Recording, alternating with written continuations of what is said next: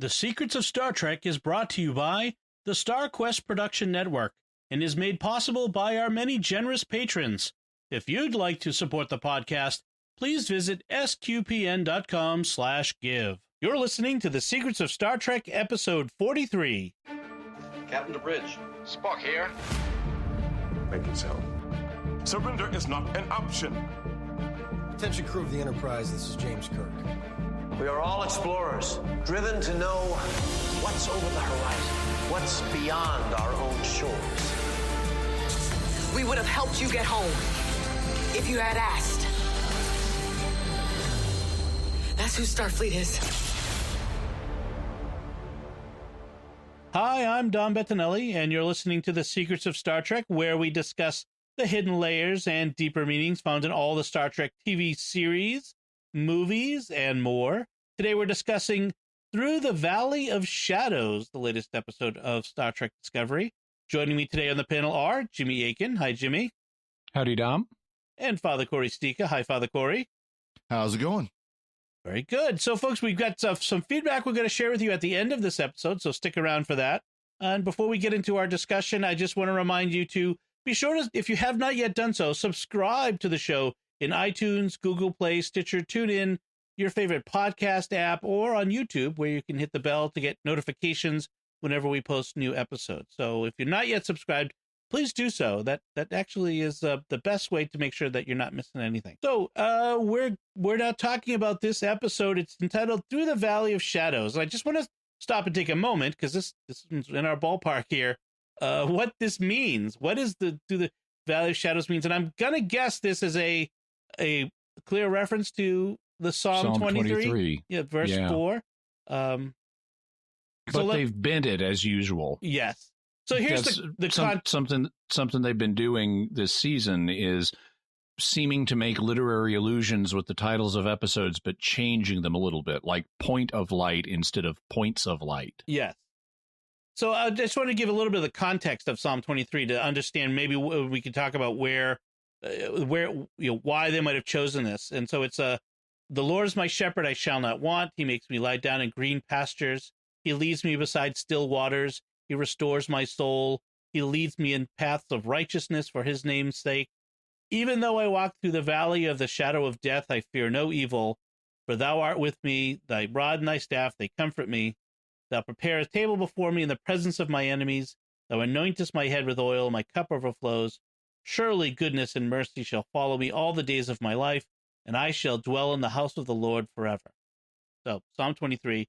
And so, even though I walk through the valley of the shadow of death, I fear no evil. And so this is through the valley of shadows. Yeah, and that would seem to allude to a vision that Captain Pike has later in the episode. Yes, which we're gonna but also I would argue it could also be they're fighting with Control, right, in the person of the former crewmate. And Control, in a way, is shadow of death. It's it's bringing death to people. It's a future. It has in the future a unrealized as yet future has brought death to every sentient life in the galaxy. So it is sort of where we're walking through this shadow of death, trying to get to the end of it. So who walks beside them in Discovery? Well, they've implied, and this may have been more explicit in the original version of some of these episodes, that Captain Pike has a belief in God, in providence, that they're being led providentially through these events. And they're pretty explicit about that, actually, at the very end of this episode, about how he was meant to be there and they were meant to be involved in all this. And in some ways, they've kind of, in a less spiritual sense, the Red Angel has also sort of accompanied them. They've sort of relied on the Red Angel to guide them. But yeah, you're right, Father Corey. Pike alludes to somebody, meant for him to be there. That this was what he is. I don't want to say fated, but destined or meant to do, and that's right there as well. And it's only unfortunate that if there was more to this, that they couldn't have manned up like Battlestar Galactica and just done the religion instead of having to reshoot and tone it way, way down to the point that it doesn't make sense, like they did with the Hugh's soul becomes Hugh's energy is back. Yep. Well, it is funny because I'd heard, I can't remember if it was an article I'd read from one of the producers or just speculation from like other podcasters or something like that. But this idea of they're not having as much religion in this because they want to stay true to Gene Roddenberry's vision, that they're more of the secular humanist vision. And it's kind of like, yeah, this is about the only thing that they seem to want to stay true to Gene Roddenberry's vision for this series. Incidentally, another character that they seem to be indicating is religious is Janet Reno. Because when we first met her, one of the first things she said was "Thank Christ." And in this one, she says, "Thank God." But when she's talking about her wedding, she says that they had to have non-denominational shuttle parking. So that would indicate that these religion references with her aren't just casual, right. Sayings. There's some actual content there. Right. So I do have to ask, is there a difference between a Catholic and Protestant shuttle? Do we have smells and bells in the Catholic one? It depends on whether when you christen the shuttle, whether you just whack it with a bottle of champagne or fully immerse it in champagne. There you go. Do you bless it with holy water? That's the question. Yeah. So we start off with Michael replaying one of her mom's mission logs, and we hear again, we heard this several times in some of the other logs, Gabrielle promising Michael that she'd come back for her and her father. Mm-hmm. And so yep. I'm guessing that this means that she's always intended at some point to go back to the point in time on Doctari Alpha where she can save them from the Klingon attack. Which, if she does that, how does that affect our timeline? It changes it, doesn't it? It means Michael never goes to live with Sarek and Amanda. Yeah, so I don't see an easy way. I mean, they could retcon it and it would be okay, but I don't see an easy way for her at this point to yank Michael out of there. But I think she could yank Dad out of there without it affecting anything because he was believed to be dead. Right. I do think some people think that this is how they're going to try to reconcile the timelines. What we knew of before Discovery was created as the original series timeline, the Prime timeline, and what the changes they've made with like Spock having a half sister, etc. Mm-hmm. Leland also said he saw the bodies of Michael's parents, so they need to come up with some bodies from somewhere. Right. So maybe what happens is Gabrielle goes back to try to save the dad and ends up both of them dying there. Or she does save the dad, but leaves these bodies to avoid interfering with the timeline. I guess, yeah. Although you'd have to come up with some sort of DNA clone thing. Whatever. Like that's hard. Yeah, we'll have some hand wavium applied to something, and we'll reverse the polarity. I hate to say it, but the people who want to see the whole Discovery timeline reversed, unfortunately, it seems like a few more bitter grapes. Kind of wishful thinking that they'll just kind of flip a switch and all of a sudden all that had never happened. Season 1 and 2 never happened. Yes. And that's not going to happen. If you don't like them, just eject them from Prime canon in your head. You don't have to accept what they give you. Head canon is perfectly acceptable. Yeah. I liked how the reason she's not going back in the mission log is she says when the time storm passes. Right. So, yay, there's such a thing as a time storm. Because everything's cooler when you add time to it. And you know who else got caught up in a time storm? Ace from Doctor Who. That's how she ended up on the Dragonfire planet. She was back on Earth and got caught up in a time storm. Those time storms. I mean, we need a time weather channel. So, so we have a signal. One of the red signals has appeared over Boreth. I'm a little confused about the red signals, I have to admit. Mm-hmm. We're meant to be at this point. Mm-hmm. So what is it? So Pike and everyone keeps talking about, there are 7 signals, but they're now occurring one at a time. How do they so did 7 signals appear and then disappear and now they're trying to follow up? 7 appeared all at once and then all but 1 disappeared. Yeah, and they didn't keep track of where the 7 had appeared.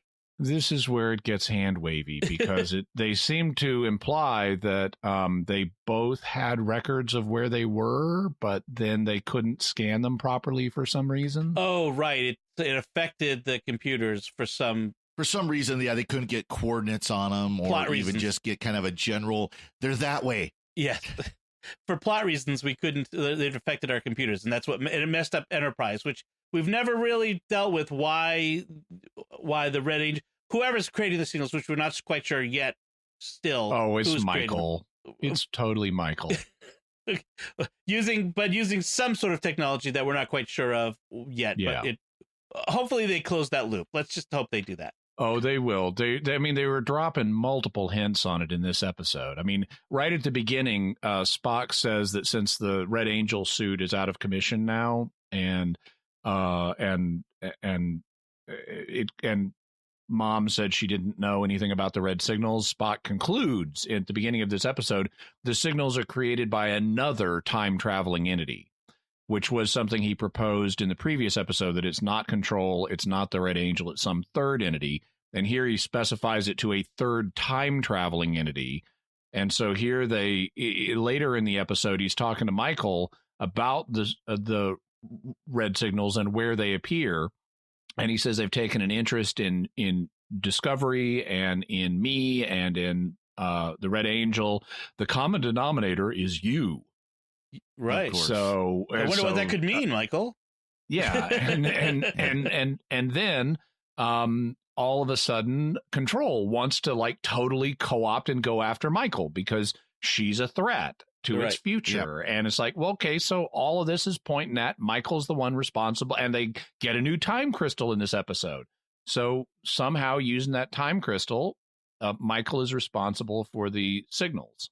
Well, what irritated me is the trap they always fall into when they're talking about time travel, especially in Star Trek, is that they take it so linearly, so that, okay, the time crystal has been destroyed in our timeline. Yeah. However, that doesn't mean the Red Angel couldn't. So again, they did say it wasn't the Red Angel, but the Red Angel couldn't have put all the signals and then ended up where the crystal got destroyed. Right. Yeah. Yeah, that's exactly what I said. Tyler notes the time crystal was destroyed, so it can't be Gabrielle. But like, it's that linear thinking. Maybe this is an early Gabrielle or a later Gabrielle or somebody totally different. Yeah, the writers need to go watch Back to the Future. The whole trilogy. Yeah. See, at least in Doctor Who, they do stuff like the fixed points in time and stuff like that, where they can explain that a little bit. Right. Yeah, they have no such excuse here. So we do have this signal appears over the Klingon planet of Boreth. To remind everyone, this is where Tyler and L'Rell's son was hidden because they didn't want the rest of the Klingons to know that they had a son.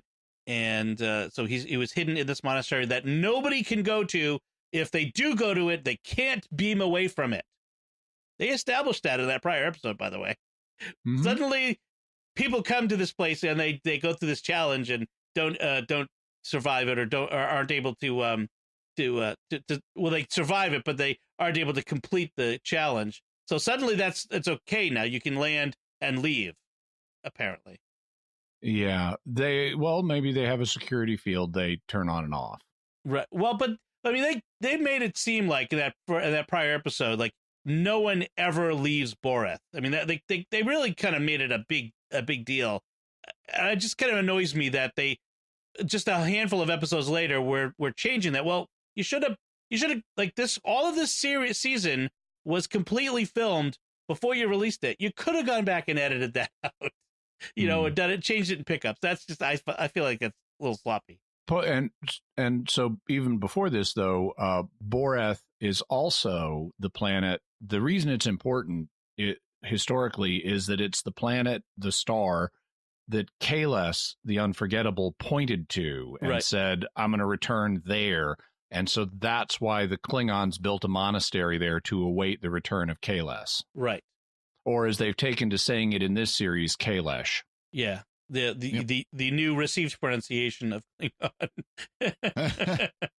So we find out that Discovery.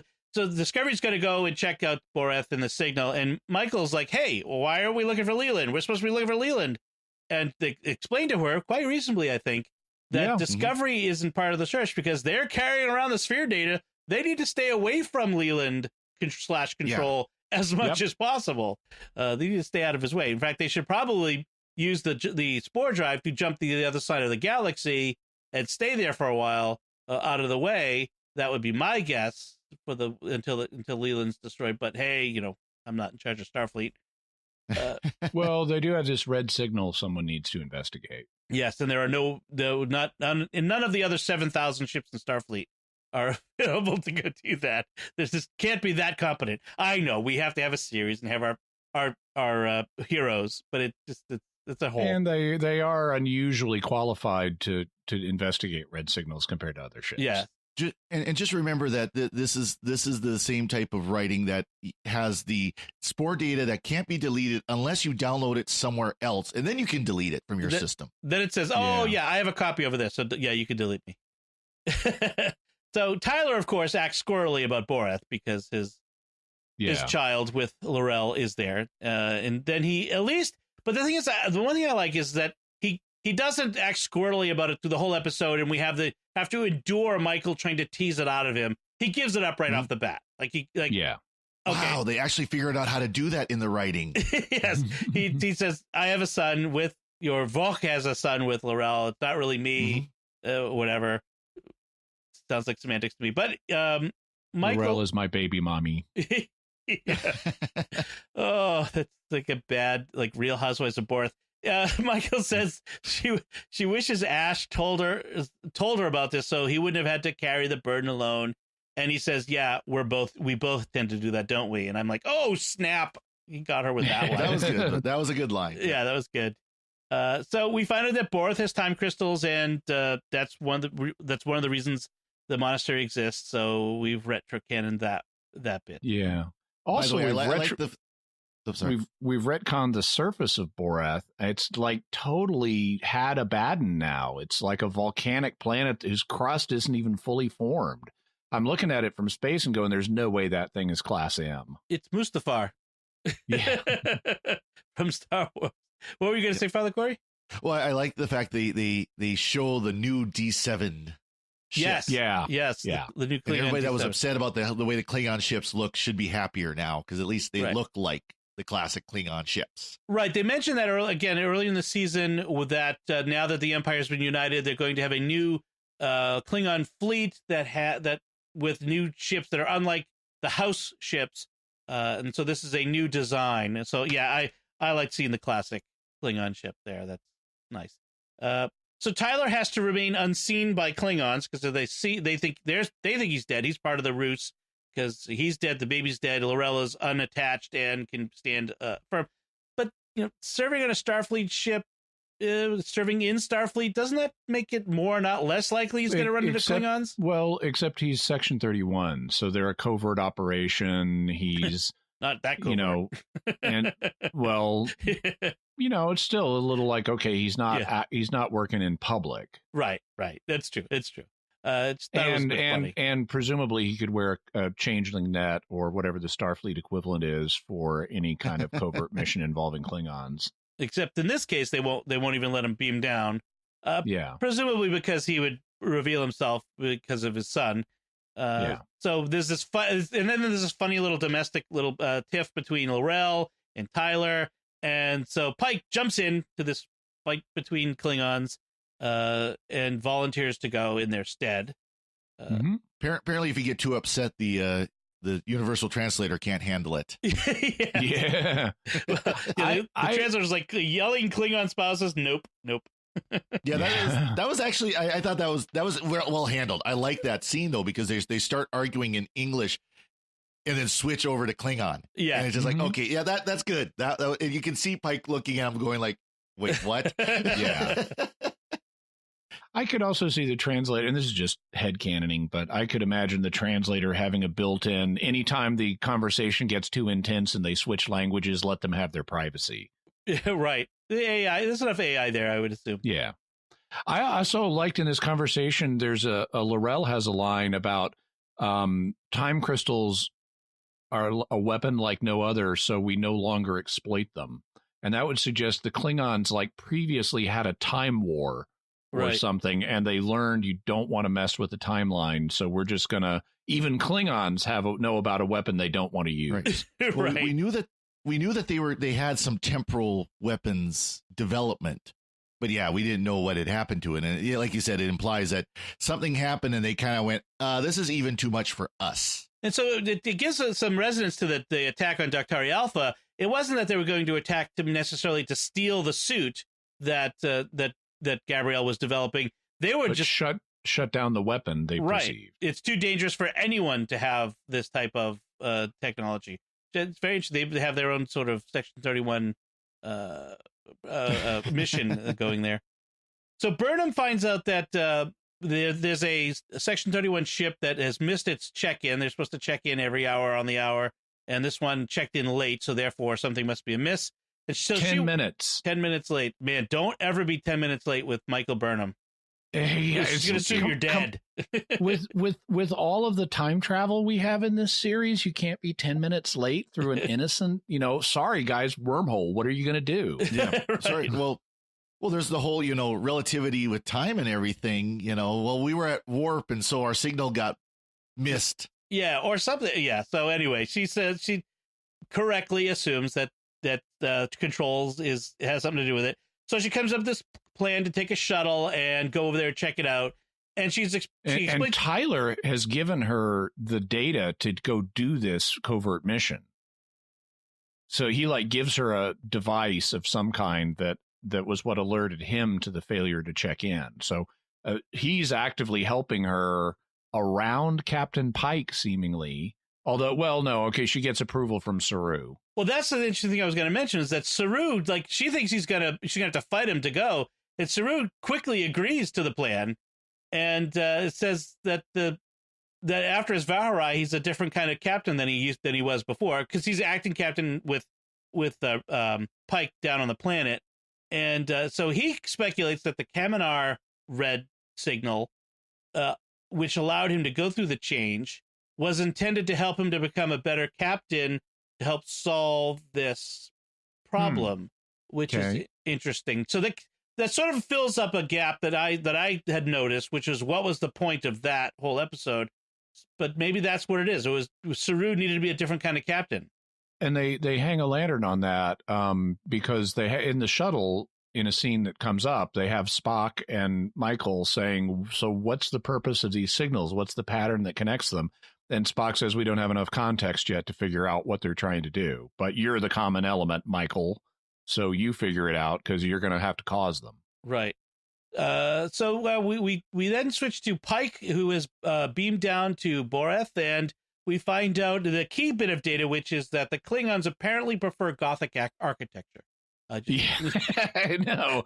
Got all these vaulted arches. Yes, it was very... I'm curious now, did they film this in a location, or did they build a set that looked like a church, medieval church? It looked familiar. It looked familiar, but I don't know what it would have been. But maybe a pre-existing set from some other show? Could have been. Or a church. Yeah. What it looked like was Cathedral meets Land of the Lost with all those glowing time crystals all over the walls. Yeah. Right. Yep. They filmed Discovery in is it Vancouver, I think? I think so, yeah. Yeah, I'm curious. That would be because I'd be curious. Anyway, we have the Klingon abbot, I guess, but yeah, he's in charge of the head monk who looks like a Minbari. I was going to say Tanavik is a Minbari Klingon. He's got that the headdress sort of thing, and he's albino, and we find out that he is the son of Vok and L'Rell, and he's all grown up. He's gone through the change. He's apparently, and because of the time crystal hand wavy. So Pike convinces Tanavik to let him try to win a crystal, even though no one has ever done so before, without going insane. Without a great personal cost, is what L'Rell says. Okay. Yep. Meanwhile, as Burnham is getting ready to take Discovery's shuttle off on her hunt, Spock shows up, and then we get sibling road trip. Yeah. I love the brother-sister dynamic because she's been calling him brother for a while. And it's like, I'm getting on board now, sister. Right. Yes. It's a fun little dynamic they got going there. I kind of like it. Although he's not thinking four-dimensionally enough because he tells her the Red Angel will not be here to save you this time. It's like, time travel, dude. The Red Angel could totally be here to save me. Well, I thought his dyslexia allowed him to think in these fourth dimensional ways. It's very confusing. So then we have the mess hall. We have a fun little scene where the crew are all playing the auto antonym game. Yeah. How does that go again? I wrote it down, but so an auto antonym is a word that can be interpreted. It's also known as a contronym or a Janus word, after the god Janus, that goes in both directions. It's a word that can mean one thing or it can mean its opposite. So, for example, cleave can either mean to cling, as in Adam, this is why a man cleaves to his wife, or it can mean to split apart, as in he took an axe and cleaved the wood. Okay. Is that like inflammable? Means both flammable and not flammable? Well, that's only you could count that that way these days. Technically, inflammable, it does not mean unable to burn historically. That's a modern usage, so that's a folk application. It meant historically is capable of being put in flames and therefore inflammable. Right.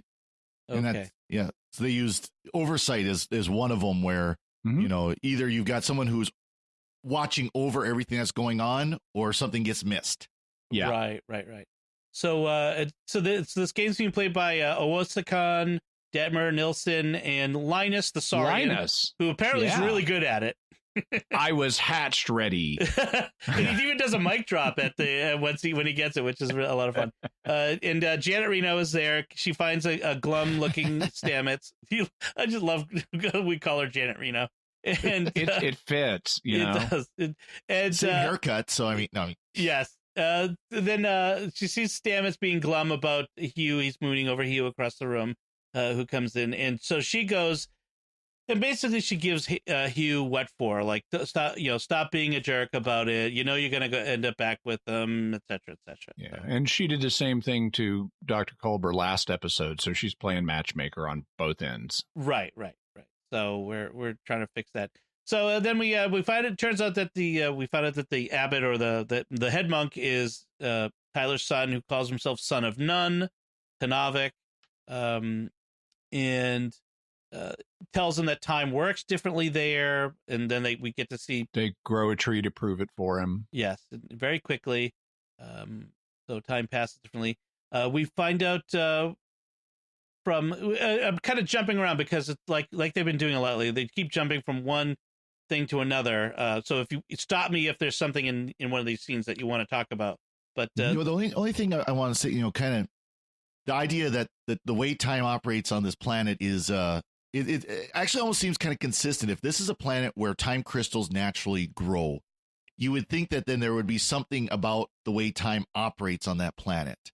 So that actually, for the storyline they set up, that actually is pretty consistent, that time on the planet would be very different than off of the planet. Right. That's a good point. And it also kind of would explain why they would think Kahless could show up there in the future, because if time operates differently, then that makes sense. He also tells Pike that if he's going to try to take a crystal, he's going to have to learn his own purpose, which is interesting foreshadowing there. Yeah, and this is a much more mystical form of time travel than we've ever had on Star Trek before. It's like you're going to be shown by a crystal. You're going to be shown your purpose and fate, and it's going to be really not good, and you're going to have to accept it anyway, and you could avoid it if you don't take the crystal, but once you take the crystal, it bonds with you with a cool little special effect, and it becomes a fixed point in your own future that cannot change. And so this is not your father's let's just go back in time travel stuff. This is something much more mystical. Yeah. Yes, that's very interesting. Yeah, you're not traveling in time so much as you're seeing a vision of what the future could or will be and participating. It's, in fact, if I were to compare it to anything in Star Trek, it would be like an orb experience. Yeah. Oh, very much like an In orb fact, experience. these crystals could, in fact, be related to the orbs of the prophets. Mhm. Could be. One Maybe. thing they kind of use that language of, the veil of the present being dropped, Right. so that you get to see more of time. Which is an interesting comment from a Catholic point of view. That's a very interesting statement, because when we talk about like the liturgy, when we're at Mass, as you both know, we're at Mass, the veil of time is pulled aside a bit, and we are present at the Last Supper and at the crucifixion and in the throne room of God, where the Supper of the Lamb is taking place. And we are present in all those places at once with everyone who's ever attended a Mass throughout time. From a certain point of view. From a certain point of view, it's a poetic point of view. we're not we're not traveling in time, but I've heard it said that that as the host is being held up by the priest, at that moment of consecration, that from the view of heaven, all of the masses that have ever celebrated and will ever be celebrated are united to the cross. And again, this is we can't see that. It's not like we're suddenly jumping into a TARDIS and going to, we're not in the time vortex. AD 30 and to Jerusalem and standing there at the foot of the cross. Might get a little crowded. There's no actual time travel is involved. No, there should be a sign as you come into church. But from the perspective of God, who is outside of time, right, he sees all of it at once. So in this scene, Pike has this vision of the accident that will ultimately lead to him being in a wheelchair. And he then has a vision of himself in the wheelchair. And he screams at that, and he snaps out of the vision, and he has to talk himself. Now, when we saw the vision of him on the ship saving the cadets and being exposed to the radiation, I thought to myself, oh, this means that in the future, he's heroically sacrificing himself, because now he's going to know what's going to happen, and he's going to walk onto that ship at some point in the future and know that this is going to happen, and he's going to accept that fate anyway, even though he could avoid it. And that adds to his sacrifice. Well, except not, because they then make it a fixed point in time. So now he could avoid it, but only now. If he takes the time crystal, it gets locked in and he can't avoid it. And that allows them to dramatize that for us now. But I still kind of wish that they hadn't done it that way, so that because we, the audience, know this is going to happen to him because we've seen the future on this. So I would kind of prefer to have it, instead of having this mystical, I'm bonding with this time crystal, it's locking in my future thing. I would have rather just had the knowledge that he will willingly sacrifice himself to maintain the overall integrity of the timeline. I get that, although it does let us see this decision moment, him making the decision. Right. We wouldn't get to see that. We'd have the knowledge that it would happen, but this at least lets us see that and participate in that. And given the fact that they do it, I like the dialogue where he talks himself up into accepting the crystal, reminding him of the values he stands for as a Starfleet officer, including love, which normally is not on the list of military, as far as I'm aware, aspirations in quite that stated in quite that way. Those explicit terms. Let's put it that way. Yeah. Also, I thought time crystals are kind of fragile because Tanavik is able to just snap one off. Well, he is a Klingon. Yeah, but still, this is like quartz, so it still struck me as they're kind of fragile. And it struck me that time crystals are also kind of jerks. Because it's like, apparently everyone who comes here wants a time crystal. What does a time crystal decide to do? Show them the worst thing in their future. If you're gonna take me, you gotta accept the worst possible thing. Gotta earn it. It's like some kind of self-defense mechanism on the part of time crystals. So then the question is it only Borth time crystals that do this? Did Gabrielle have to make some deal with the devil when she was handling the time crystal for her suit? Interesting. Don't know. Well, did she get the pure time, the natural time crystal, or a It was a synthetic one, I think. well, was it synthetic, or was it one that had been I think they kind of implied it that there's some kind of treatment that needs to be done to the crystal before it could be used. And so she's You got know, a post-processed time crystal. Yeah, that's the word, processing. Yeah. Yeah, like a boxed crystal. Yeah.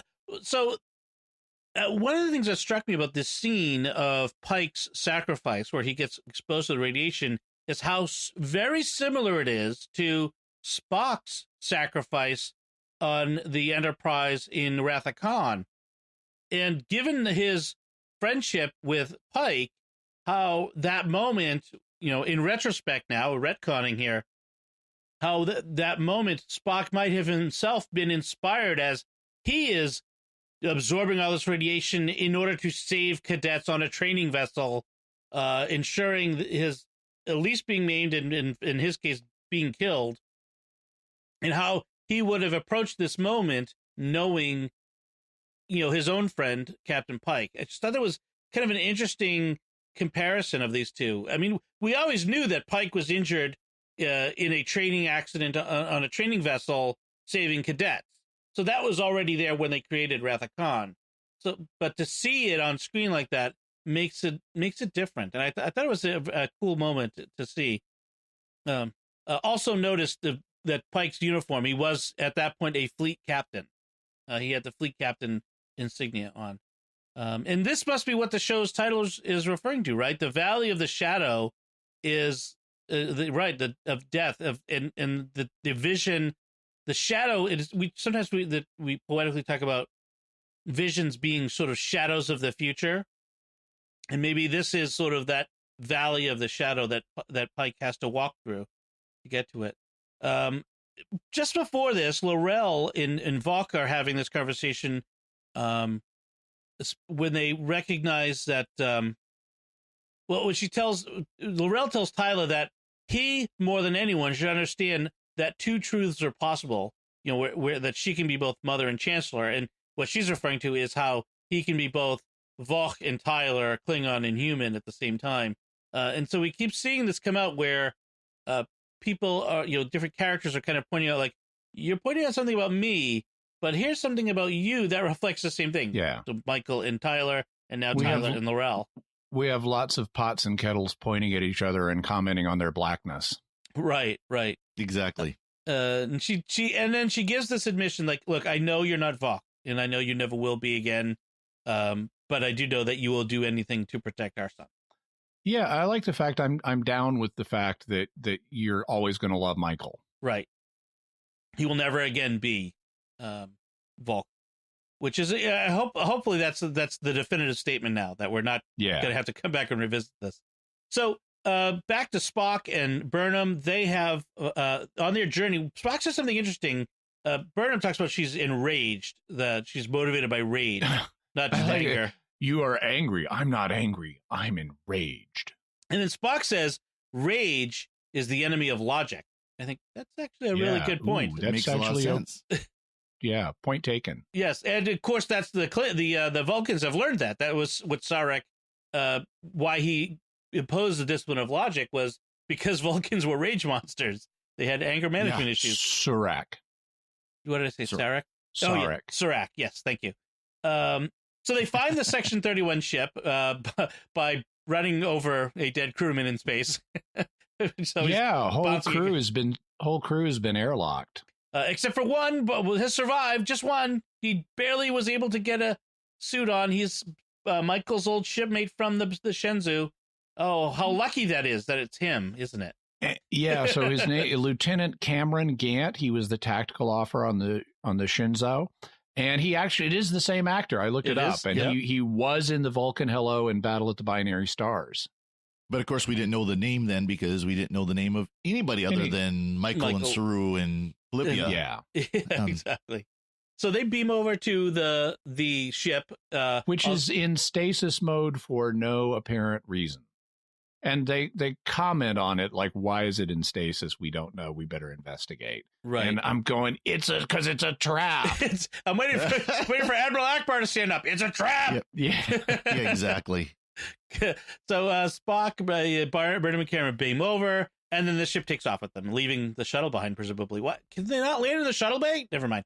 You might not want to if you're walking into a trap. You may want to have somewhere that's physically separate you can beam to. That's true. They apparently do get the shuttle back, because that's what they go back to Discovery on at the end of the episode. Then we have... So they're going to try, they discover that the control is infected, lots but not all of the computer system on the ship, and they're going to reboot it and hold down the shift key while they're rebooting it to divert control into this other space. This is called booting into safe mode. Yeah, exactly. So Spock, you're running Windows 2200. No. Yeah, well, it might be Mac OS, because we've got a safe mode too. But they create a startup daemon that is free of it. That they're gonna lure him in there with some bait, the control, and then once he's in there, because he can't make a copy of himself, once the AI is in this little hole. Yep. We'll close the door behind him, and then we can leave reboot. every other system he's in, so he can move into this one. Yeah. Yes. Because how it works. Parallel process for some reason. Okay, so we've discovered now they need two things on this series going forward: a science expert and a computer expert. Yes, they need someone to tell them how computers work. Talk to the guys from Mr. Robot. They're doing it right. Exactly. Heck, talk to your IT guys that keep your computers running that you write these episodes on. Yep. Just talk to them. At this point, I figured out that Cameron is Control, because I could see that his veins were colored. Yep. Did you notice that? I didn't notice that. I just figured, he's got to be Control. Yeah. Well, he had the I was suspicious, but he had the coloration of his veins in his neck and his face, just like Leland did. So that was unfortunately Michael figures it out too late, and he needs Michael, he says, to get into Discovery's system. Right. So he's gonna infect her, but we get some nice dialogue that gives us some insight into what Control's motives are, because she says, "Look, Control, you were designed to protect life, not destroy it." And he says, "Well, you gotta destroy the village to save it. By absorbing the sphere data, I will become the purest form of life ever, and thus, by protecting myself, I will be protecting life." That's a bit of a tendentious reading, but okay, thank you, Control. Well, this AIs could think this. We need to watch out for this possibility. It's taking life from the abstract perspective of it, not protecting life as an actual living beings, but you have to protect the concept of life. Yeah. Let's make sure when we program the AI, folks, make sure we program it right.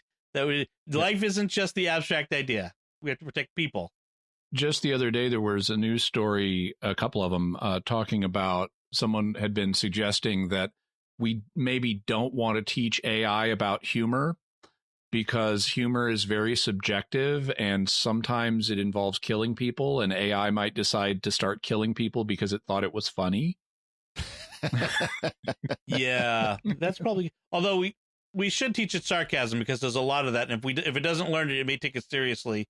So when people say stuff. So I'm guessing the only way the nanotech can get into people is through their eyeball somehow. Well, no, so this is something I was wondering about, because Control goes to stab Michael in the eye, just like Leland got stabbed in the eye.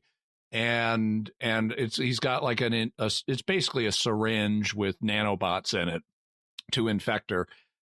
But you could stab her anywhere. It wouldn't have to be the eye, except the eye has the optic nerve, which is a quick way if you can crawl up the optic nerve to get to the brain and infect it. Right. So that makes some kind of sense. But really, if you had nanotech, you wouldn't need this instrumentation at all. I mean, gray goo would work on anything. And it would just go through the pores or whatever. Yeah, exactly. It might take a little longer, but it would achieve the same effect, and you wouldn't need the syringe and the eye stabbing part. Which is what it eventually does go to. That's eventually what happens, because Michael repeatedly, with Spock comes in, he stops Control from stabbing her in the eye. He uses the neck pinch, and Control says, "Oh, that would work if I had nerve endings," and then he breaks Spock's arm. Right. And Michael starts repeatedly shooting Gant, and then eventually all the gray goo inside of him comes out and is snaking towards her across the floor, and she's shooting back at it with 2 phasers, one in each hand. So she's badass. And then Spock saves the day by magnetizing the floor. And, we're really lucky these nanobots contain ferrous metals because the magnetism traps them. Yep. And that their spacesuit doesn't. Right. Well, like shields, like force fields, like okay, but Something? yeah. I have to say that the nanotech coming out of Cameron and going after Burnham, that was really creepy. I have to say that was kind of cool, creepy. The Control does say that Michael is the one variable that it can't account for, that in its plans. Just one, just her. That's it. Well, but because she's a red signal. Well, yeah, that's why. Stop pretending we're stupid. So, meanwhile, Pike returns to Discovery with the time crystal. He gives Tyler the torchbearer signet that he had left with their baby, and tells him and L'Rell their son's name, but he won't discuss what actually happened. He says that's for me to know. Yeah, although he does indicate to them that their son is now older than they would have expected. Right. I've talked to him, and here's his name is Tanavik. And he guided me. Right. And wants you to have this back. Yes. And then we find out that every Section 31 ship has been co-opted by Control now. Well, they don't say everything. So all the 31 ships start showing up over Borath to presumably get Discovery. And Saru says that's nearly their entire fleet. They also know that Leland is still out there and under control. Right. Burnham says the only thing we can do is destroy the ship. And she said it right after I thought it. Okay, you need to blow up the ship now. Right, which they should do before. But Pike is like, let's evacuate first. Right. Hey, something Kirk and everybody else never thought about before they decided to try to destroy the ship. Abandon it, which is, he doesn't say, he says, we need to evacuate. No, you are the captain of a ship. You abandon ship. That's what you say, abandon ship, not evacuate ship. Totally different things. And he puts out a priority 1 call to the Enterprise because, again, it's the only ship that they could possibly call out of the 7,000. Apparently really nearby, Yeah. that you're going to be able to evacuate onto it while you're stalling with the Section 31 fleet that just jumped in. We shall see next week, I think.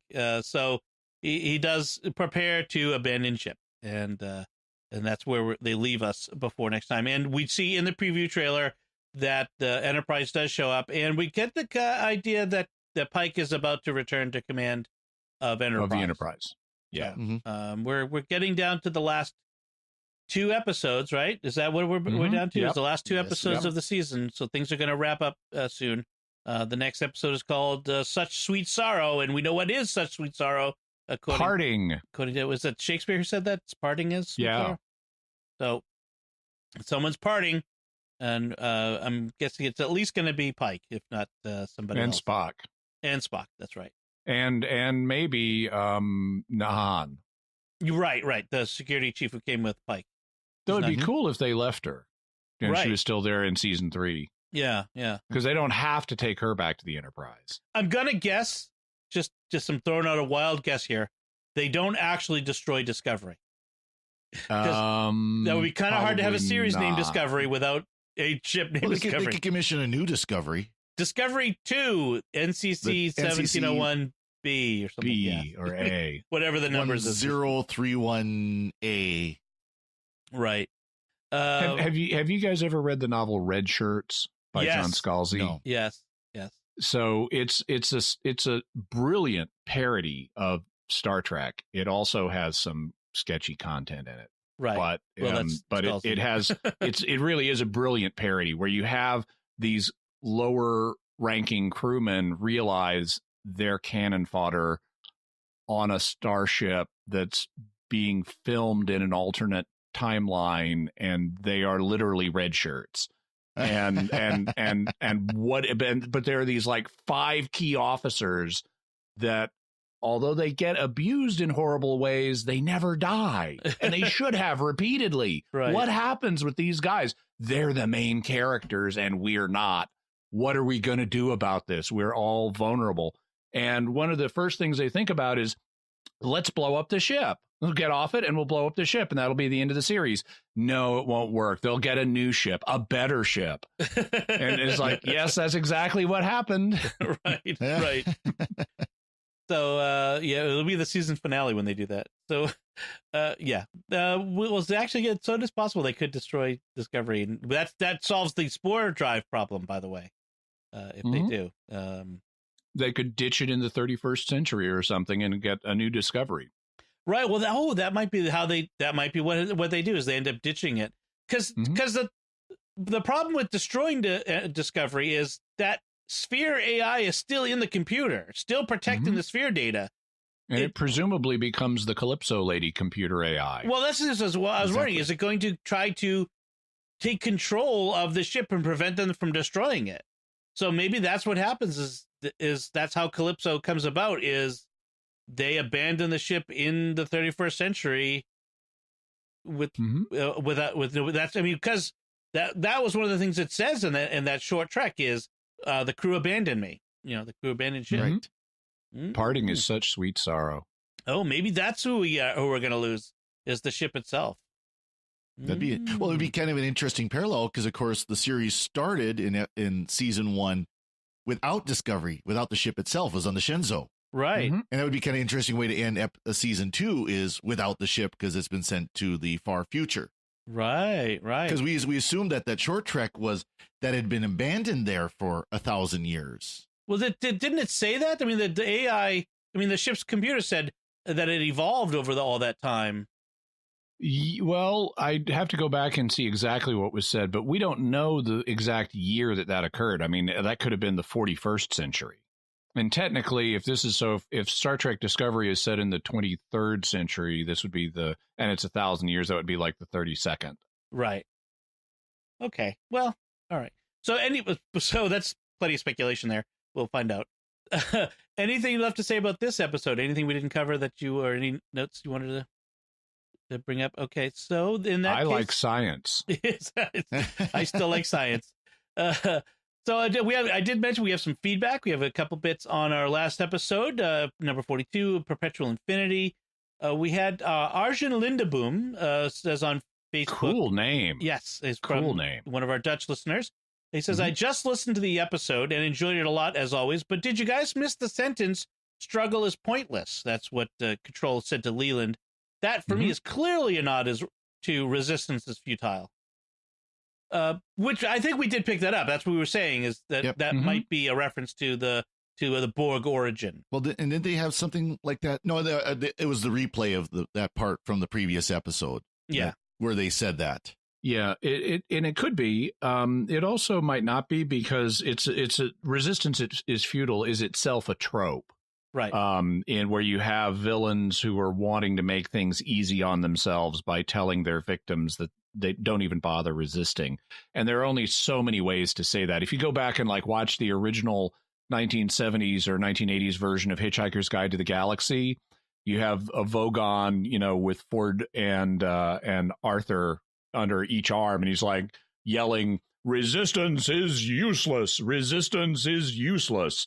And they even talk to him about why he says this. It's because it's fun. But there's only so many ways to say that. And so given that if you do say resistance is futile on Star Trek, it's going to immediately be taken as a Borg reference. Exactly. If you want to say the same thing, you need to vary the phrasing somehow. Right. You can't use the word resistance, certainly, there. And not in conjunction with futile. Right. But I think even if you use resistance as useless in this case, people would immediately say, "Oh, it's the Borg." So I think they're making that as ambiguous as they can. Right. Yeah. So, and then Bennett Gillespie says, did I miss something? Why is the suit that's from almost 2 decades ago so incredibly advanced technology? Is it like Commander Data? Nobody can recreate the person's original design, and they kept it secret? I think it's so in some way, for me, that's looking at technology as if technology will always be like it is today, where we're constantly advancing by leaps and bounds, where the technology of 20 years ago looks so dated to us. I think that in history, going to hit a wall. Right. In history, technology advanced much slower than that. And so you could have periods of time where it's incredibly advanced technology, but it's not jumping ahead that much over a span of 20 years. That's from my point of view anyway. Well, and again, this was, like a super mega ultra secret squirrel mission where, no one knew it existed except for Section 31. And so it's very plausible that even the basic technology they're using to create the suit is something that is unknown. And we haven't seen the payoff of I mean, I could imagine it took 2 decades to build the suit the first time. And so they may have a second suit in development, but it's not ready yet. And given the tiny number of people who are involved in this, apparently. And I even guess even from our own time, like if we were able to look into, say, what Lockheed Skunk Works was working on 20 years ago, it would still seem way advanced over what we have on a normal basis today. Well, think of like some of the fighter jets that we have out there, like the F-22s, the F-35s. Those are at best 1990s technology. Right. It that takes are forever. just now being released. Yeah. So what they're producing right now in prototype, in these back rooms, top secret rooms, is probably pretty incredible if we saw it right now. I'm also constantly amazed because, and this is part of studying for Jimmy Akin's Mysterious World, and also just because I'm interested in this stuff, but I study, declassified things, and I'm always amazed at the same names keep cropping up in these different places. Like the number of actual influencers is really small. And so it's like, oh, here's Russell Targ once again. And, oh, here's Jerome Corsi once again. And, I mean, Philip Corso, Jerome Corsi is a different guy. But if 2 of these people got jumped 950 years in the future, this program would be devastated. There's not another person who can just step into this role. Right. Yeah, it'd be like Johnny Ive being sent into the future and no more iPhones being able to be made. And there would be much rejoicing. I mean, sadness. There'd be no more aluminium. So on that note, so thank you both, Arjun and Bennett, for your feedback on this episode. Yeah, we'd love to hear other people's feedback. I'll give you the information on that in a second. But before I do, I'd like to take a moment to thank our patrons who make it possible for us to create Secrets of Star Trek. And today we're thanking by name Steve N, Benjamin B, Stephanie Z, Ray Michelle L, and Kathleen F. Through their generous donations at sqpn.com/give. They make it possible for us to continue the Secrets of Star Trek and all the shows we do at StarQuest. You can join them by visiting sqpn.com/give. So that is it from us on this episode. What do you think of Through the Valley of Shadows, or what we had to say about it? We want your feedback. Please send us your feedback. You can give it to us by going to sqpn.com/trek or the SQPN Facebook page. You can leave feedback there or send us an email to trek@sqpn.com. And we'll be back next time, like I said, when we'll be discussing the next episode of Discovery, Such Sweet Sorrow. And parting will be such sweet sorrow, guys. So until then, Father Corey Stika, thank you for joining me and sharing the secrets of Star Trek. Thanks, Tom. And Jimmy Akin, thank you as well. So long, farewell, auf Wiedersehen, good night, and live long and prosper. And once again, I'm Dom Bettinelli. Thank you for listening to the Secrets of Star Trek on StarQuest. And remember, you're a Starfleet captain. You believe in service, sacrifice, compassion, and love.